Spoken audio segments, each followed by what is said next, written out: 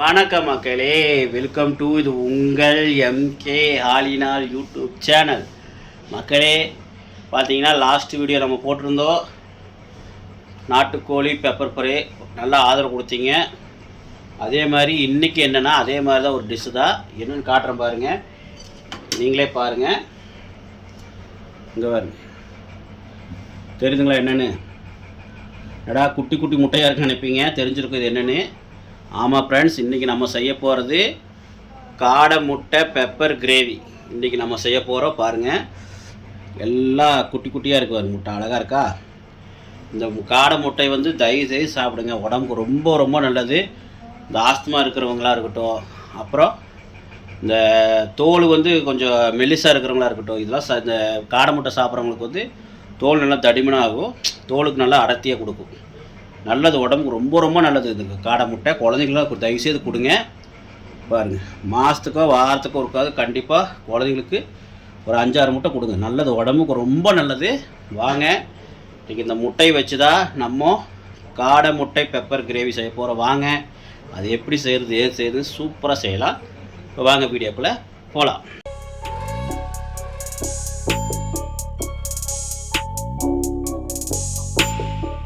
பார்த்தீங்க, இந்த மாதிரி வேக வச்சு தோலை உரித்து எடுத்து வச்சுக்கங்க. நான் ஒரு 15 காடை முட்டை வாங்கியிருக்கிறேன், அந்த அளவுக்கு நீ செய்ய போகிற. அந்த அளவுக்கான பொருட்கள் சொல்கிறேன் பாருங்கள். நீங்கள் 15 முட்டைனா நீங்கள் 20 முட்டை போட்டாலும் சரி, 30 முட்டை போட்டாலும் சரி, நான் சொல்கிற அளவுக்கு அதிகம் பண்ணிக்கோங்க. இப்போ வந்து பெரிய வெங்காயம் தாளிப்பு பண்ணுறதுக்காக பெரிய வெங்காயம் ஒரு 2 பெரிய வெங்காயம் நீளமாக அரிஞ்சிக்கோங்க. பெப்பர் வந்து பார்த்திங்கன்னா ஒரு 1.5 ஸ்பூனோ 1 ஸ்பூனோ போட்டுக்கலாம், தேவையான அளவு போட்டுக்கலாம், உங்களுக்கு எப்படி தேவையோ போட்டுக்குங்க. அப்புறம் மஞ்சத்தூள் ஒரு 1/4 ஸ்பூனோ ஒரு 1/2 ஸ்பூனோ போட்டுக்கலாம், தேவையான அளவு. ஓகே. அப்புறம் உப்பு தேவையான அளவு. எண்ணெய் வந்து ஒரு 50 ml 100 ml விட்டுக்குங்க. ஓகே, அது தேவையான அளவு தான், உங்களுக்கு எப்படி ஆப்ஷனோ தேவையான அளவு விட்டுக்குங்க.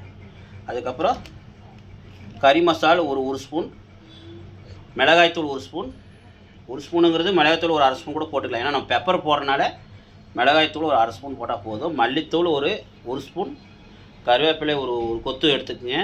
இஞ்சி பூண்டு பேஸ்ட்டு வந்து ஒரு 1.5 ஸ்பூன் எடுத்துக்கங்க. அப்புறம் தக்காளி நல்லா பெரிய தக்காளி ஒரு தக்காளி பொடியாக அரிஞ்சு வச்சுருக்கிறேன். ஓகே, இதெல்லாம் ரெடியாக எடுத்து வச்சுக்கோங்க. இதுதான் இன்றைக்கி வேண்டிய பொருட்கள். வாங்க அடுத்து செய்ய ஆரம்பிக்கும். வந்து ஒரு 15 முட்டைக்கான அளவு தான் செய்ய போகிறேன். சிம்பிளாக கொஞ்சமாக செய்ய போகிறேன், வீடியோக்காக செய்கிறேன். இங்கே பாருங்கள், அதுக்கு நான் இரும்பு ஒரு தவா மாதிரி எடுத்து வச்சுருக்கிறேன்.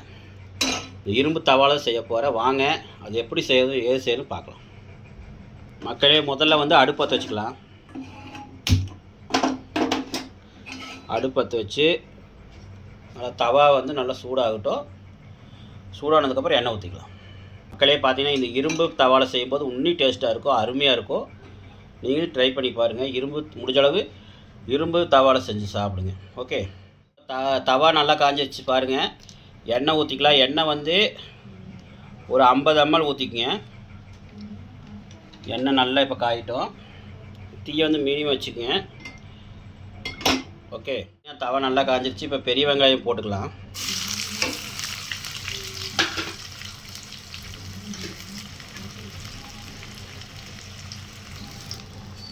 மக்களே, இப்போ பார்த்தீங்கன்னா நல்லா இது வந்து நல்லா வணக்கிக்குங்க.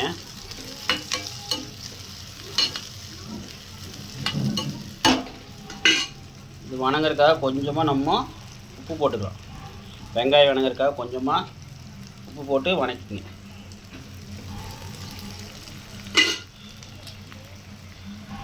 கூடவே நம்ம அந்த கருவேப்பிலையும் போட்டுக்கலாம்.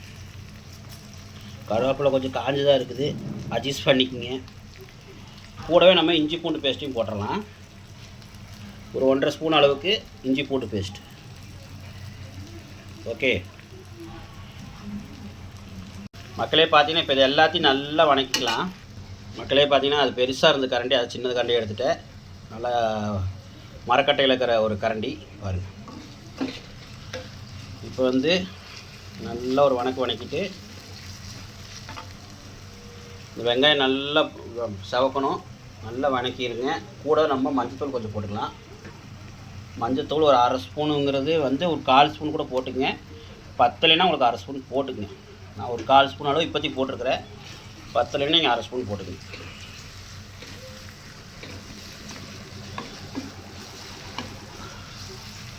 இது வெங்காயம் வணங்கினதுக்கப்புறம் உங்களுக்கு காட்டுறேன்.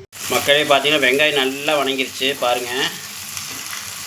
இங்கே பாருங்கள், தெரியுதா? இப்படி வணங்கிருச்சு பார்த்தீங்களா? எண்ணெய் வந்து நான் மறுபடியும் ஒரு 25 ml ஊற்றிருக்கிறேன். ஏன்னா எண்ணெய் கொஞ்சம் இருக்கணும், அப்போ தான் அந்த டேஸ்ட் கிடைக்கும். மொத்தம் எண்ணெய் வந்து 75 ml ஊற்றிக்கணும். ஓகே, இப்போ வந்து வெங்காயம் நல்லா பொன்னிறம் வணங்கிருச்சா?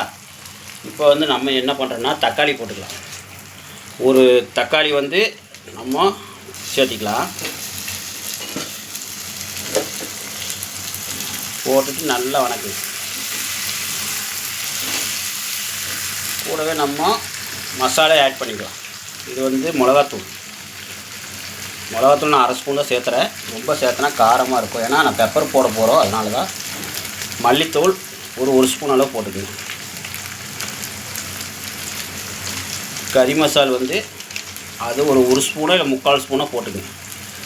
ஏன்னா கறி மசாலா கொஞ்சம் காரமாக இருக்கும், பார்த்துக்குங்க.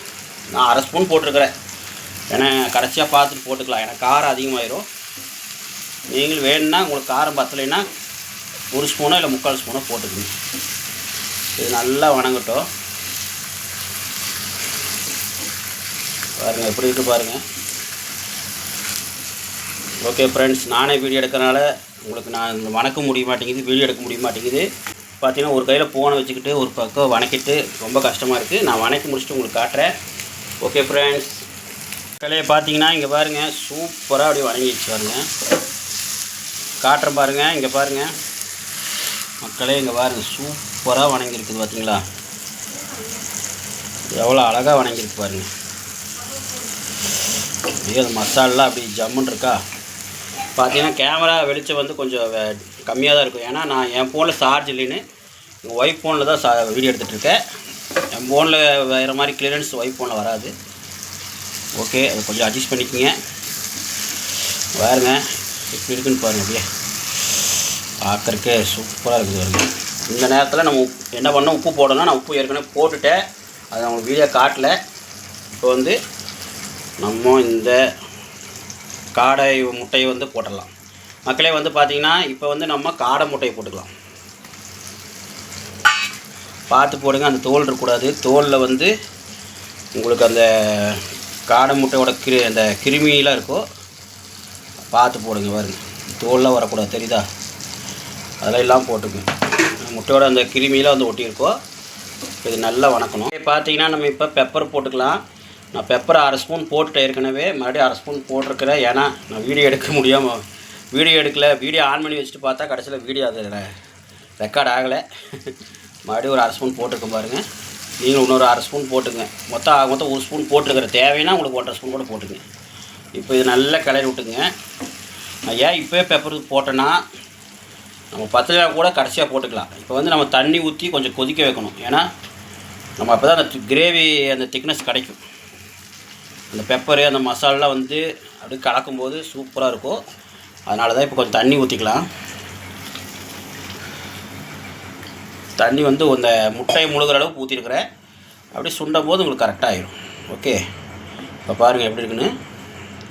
நல்லா ஐஸ் பீல் வச்சு கொதிக்க விட்டிங்கன்னா நல்லா சுண்டி வரும்போது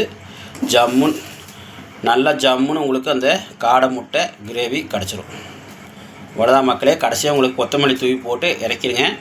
கொதித்து சுண்டினதுக்கப்புறம் உங்களுக்கு அந்த கொத்தமல்லி போட்டு இறக்கிடுங்க. இப்போ இறக்கிறாதீங்க. ஓகே, பார்க்குறதுக்கு அவ்வளோ அழகாக இருக்குது பாருங்கள்.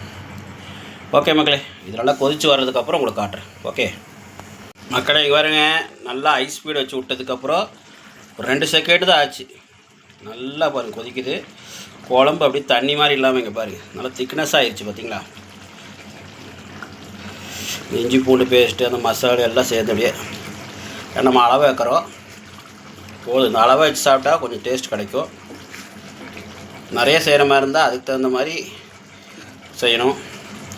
அதுக்கு தகுந்த மாதிரி பொருட்கள் அதிகம் பண்ணிக்கோங்க. ஓகே பாருங்கள், இது நல்லா கொதிச்சுன்னா அந்த பச்சை வாசம் கொஞ்சம் போகணும், அப்போ தான் அது டேஸ்ட் கிடைக்கும். பார்த்தீங்கன்னா பெப்பர் நான் 1.5 ஸ்பூன் அளவு போட்டிருக்கிறேன். இதுக்கு மேலே போட்டால் குழந்தைங்க சாப்பிட மாட்டாங்க. நீங்கள் வேணால் போட்டுக்குங்க.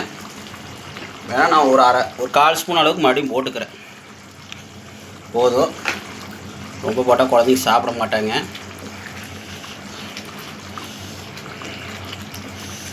ஏன்னா பெப்பர் கொஞ்சம் 2 ஸ்பூன் போட்டால் தான், ஒரு 2 ஸ்பூனோ 1.5 ஸ்பூனோ போட்டால் தான் அந்த மசாலா வந்து கலரே மாறும். ஏன்னா நான் அளவாக தான் போட்டிருக்கிறேன், மேக்ஸிமம் ஒரு 1.5 ஸ்பூனில் தான் போட்டிருக்கிறேன், போதும். பாருங்கள் எப்படி இருக்குது பாருங்கள் மக்களே. இன்னொன்று மக்களே, முட்டையை வந்து லைட்டாக கீறி விட்டுக்குங்க, அப்போ அந்த மசாலா உள்ளே இருங்க. இங்கே பாருங்கள் தெரியுதா, அப்படியே கீறி விட்டுக்குங்க. பார்த்தீங்கன்னா எல்லா முட்டையும் கீறி விட்ருக்குறேன்.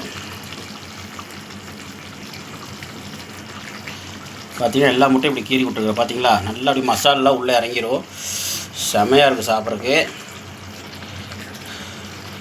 ஓகே மக்களே, அவ்வளோதான். கொதிச்சு ஒரு 2 செகண்ட் கொதிச்சு தான் முடிஞ்சுது. அப்படியே இறக்கி வச்சுட்டு சாப்பாட்டில் போட்டு சாப்பிட்டு உங்களுக்கு எப்படி இருக்குன்னு ஏது இருக்குன்னு ஜம்முன்னு காமிக்கலாம். ஓகே மக்களே. ஃபைனலாக நம்மளுக்கு சூப்பராக நீங்கள் பாருங்கள், மனம் தூக்குது. சூப்பரான காடை கிரேவி, காடை முட்டை கிரேவி சூப்பராக ரெடி ஆகிடுச்சு பாருங்கள், பக்காவாக இருக்குது. வாங்க இது வந்து டேஸ்ட் பண்ணி சாப்பிட்டு எப்படி இருக்குன்னு சொல்லிடுறேன். இன்றைக்கி நம்ம ஒய்ஃபு குழந்தைங்களாம் கொஞ்சம் வெளியே போயிட்டாங்க, அதனால் இன்றைக்கி நான் மட்டும் தான் சாப்பிட்டு சொல்ல போகிறேன். வாங்க, வணக்கது மக்களே, வாங்க டேஸ்ட் பண்ணிடலாம். ஓகே மக்களே, பார்த்தீங்கன்னா நம்மளுக்கு காடை முட்டை கிரேவி ரெடி. இங்கே பாருங்கள், பக்காவாக இருக்குது மக்களே. இங்கே பாருங்கள், காட்டுறேன் பாருங்கள் மக்களே. இங்கே பாருங்கள், நமக்கு சூப்பரான காடை முட்டை கிரேவி ரெடி. இங்கே பாருங்கள், அந்த வெங்காயம், அந்த இஞ்சி பூண்டு மசாலு, கருவேப்பிலையெல்லாம் போட்டு அப்படி பக்காவாக இருக்குது. இங்கே பாருங்கள், ஆஹா. வாங்க நம்ம இந்த ஒயிட் ரைஸ் எடுத்து வச்சுக்கிறோம் பாருங்கள். இப்போ இந்த ஒயிட் ரைஸுக்கு நம்ம சாப்பிட்டு பார்க்கலாம், ஊற்றி எப்படி இருக்குன்னு சாப்பிட்டு பார்க்கலாமா? வாங்க, கொஞ்சமாக ஊற்றி சாப்பிட்டே போதும், டேஸ்ட் சூப்பராக இருக்கும். ரொம்ப ஊற்றலாம் சாப்பிடக்கூடாது. என்றைக்கு கிரேவியில் கொஞ்சமாக ஊற்றி சாப்பிடுங்க. வேறு இந்த சப்பாத்தி புரோட்டாவை தான் நிறைய ஊற்றி சாப்பிட்லாம். சாப்பாடுலாம் அளவாக தொட்டு சாப்பிட்டு பட்டு போடாத மாதிரி சாப்பிட்டு டேஸ்ட் இருக்கும்.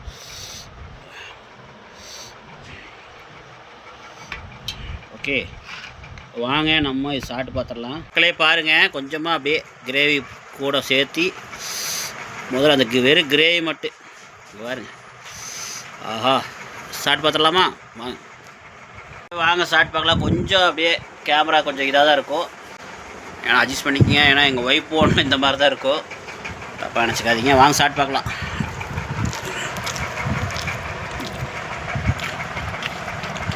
மக்களே பார்த்தீங்கன்னா சூப்பராக இருக்குது மக்களே, சொல்ல வார்த்தையே இல்லை. இந்த கேமராவில் வந்து பார்த்தீங்கன்னா முன்னாடி வந்து நல்லா தெரியாது, பின்னாடி தான் நல்லா தெரியும். அதனால் சாப்பிட்றது நம்மளுக்கு காட்ட முடியல. அந்த ஒரு முட்டையும் வச்சு சாப்பிட்டு பார்த்துடலாம். பாருங்கள், போகலாமா? பாருங்கள், பையனுங்களாம் வந்துட்டாங்க, குழந்தைங்களும் வந்துட்டாங்க, பத்தாள் இங்கே விளையாட போயிருந்தாங்க, வந்துட்டாங்க. வாங்க நம்ம சாப்பிட்டு முடிச்சுட்டு குழந்தைங்களுக்கு கொடுக்கலாம். வாங்க ஒரு பைட் போயிடலாமா?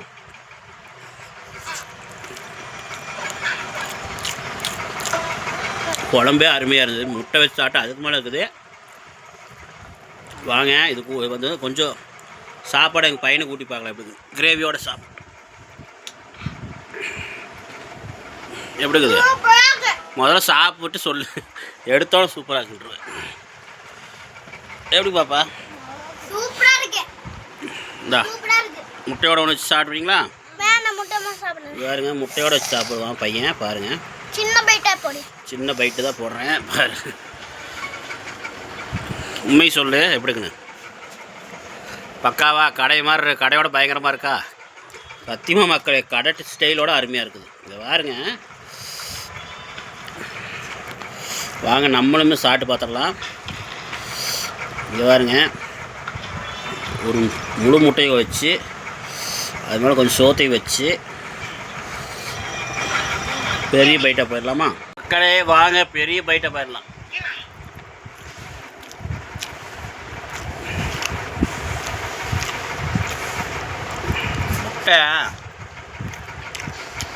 முட்டை அந்த கீரி போட்டதுக்கு அது மசாலா இறங்கி என்ன சொல்கிறது போக அல்டிமேட். இந்த கிரேவி வந்து சப்பாத்தி புரோட்டாக்கெலாம் உண்மையாக அருமையாக இருக்கும். சாப்பாடு நல்லாயிருக்கும். சுடு சாப்பாடு ஊற்றி சாப்பிட்டு பாருங்க, அப்படி இருக்கும். ஓகே மக்களே, நீங்கள் இந்த மாதிரி கிரேவி செஞ்சு சாப்பிடுங்க. சூப்பரான ஒரு டக்கரான ஒரு காடை முட்டை பெப்பர் கிரேவி செஞ்சு சாப்பிட்டு கமெண்டில் சொல்லுங்கள். மீண்டும் ஒரு நல்ல வீடியோ செஞ்சு